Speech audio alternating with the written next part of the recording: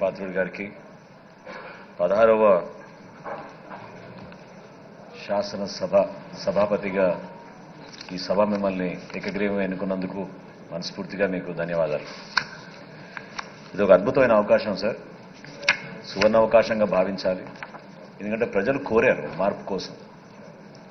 శాసనసభలో జరిగే ప్రతి సమావేశంలోనూ రాష్ట్ర ప్రజలు ఎదురు చూసింది మా పక్షాన్ని నిలబడే శాసనసభ్యులు ఏ విధంగా మన సమస్యలపైన పోరాడతారు, ఏ విధంగా ప్రభుత్వం నుంచి మనకి మేలు జరుగుతున్న విషయాలపైన ఎదురు చూశారు తప్ప ఈ 5 సంవత్సరాల్లో జరిగిన శాసనసభ సమావేశాలు ఖచ్చితంగా మన గౌరవాన్ని తగ్గించాయి. తెలుగు ప్రజలు అనేక ప్రాంతాల్లో నివసిస్తున్న వాళ్ళు కూడా ఎంతో బాధతోటి, ఆవేదనతోటి ఎందుకు మన విలువలు ఈ విధంగా తగ్గిపోయినాయి, ఎందుకు మన సభని మనం మర్యాదపూర్వకంగా సాంప్రదాయాలు నిలబెట్టుకుంటూ మన శాసనసభలో ఉన్న రూల్స్ని, ప్రొసీజర్స్ని ఫాలో కాకుండా ఇంత దారుణంగా ఎందుకు మీరు నిర్వర్తిస్తున్నారనేది ప్రతి ఒక్కరి ప్రశ్న. ఈరోజు మనకి ఇంత అద్భుతమైన తీర్పు ప్రజలు ఇచ్చారంటే అది కూడా ఒక కారణం. అది మనం గుర్తుపెట్టుకోవాలి. అందుకే నేను మిమ్మల్ని మనస్ఫూర్తిగా కోరేది ఒక సువర్ణ అవకాశంగా మీరు భావించండి. మీకే కాదు, మీ ద్వారా మా అందరికీ కూడా శాసనసభలో ఖచ్చితంగా ఈ రాష్ట్ర ప్రజలకు అంకిత భావంతో పనిచేస్తూ మీకున్న అనుభవాన్ని తప్పకుండా మీరు ఉపయోగించండి. శాసనసభలో మనం కేవలం సమావేశాలప్పుడే కాకుండా ఒక శాసనసభ్యుడిగా మన నియోజకవర్గ ప్రజలకి అద్భుతంగా మన సేవా కార్యక్రమాలు చేయగలుగుతాం.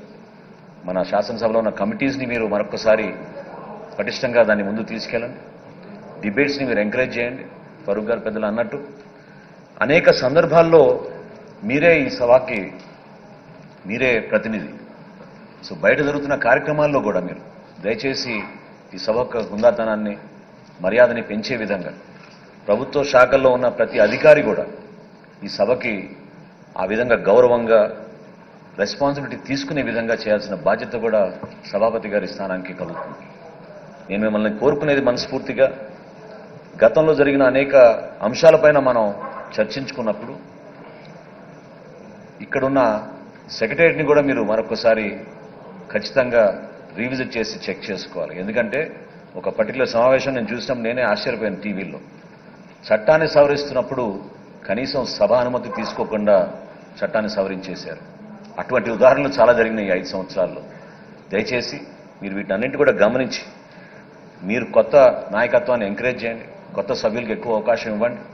డిబేట్స్లో పాల్గొనే మా సభ్యులందరికీ కూడా ఎక్కువ సమయం కేటాయించి పార్టీలకు అతీతంగా మిమ్మల్ని ఏకగ్రీవంగా ఎన్నుకున్నాం. పవన్ కళ్యాణ్ గారు ప్రతిపాదించారు.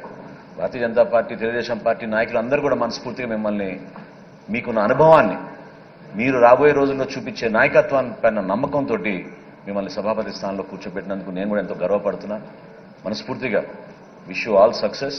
మేము మీతో కలిసి ఉంటాం. తెలుగు భాష వాడకం పైన కూడా దయచేసి మీరు దృష్టి సారించి తెలుగు భాషని ప్రతి సందర్భంలో కూడా మనం ఉపయోగించుకునే విధంగా శాసనసభలో చర్చల్లో కూడా ఆ విధంగా మీరు ఎంకరేజ్ చేసే విధంగా మీరు మనస్ఫూర్తిగా సహకరిస్తారని, రాబోయే రోజుల్లో మేము ఎప్పుడు కూడా మీకు అండగా నిలబడతాం. అన్ని విధాలుగా మన సభ గౌరవాన్ని పెంచే విధంగా మీకు సహకరిస్తామని మరొకసారి ఈ సందర్భంగా తెలుసుకుంటూ సెలవు తీసుకుంటాం.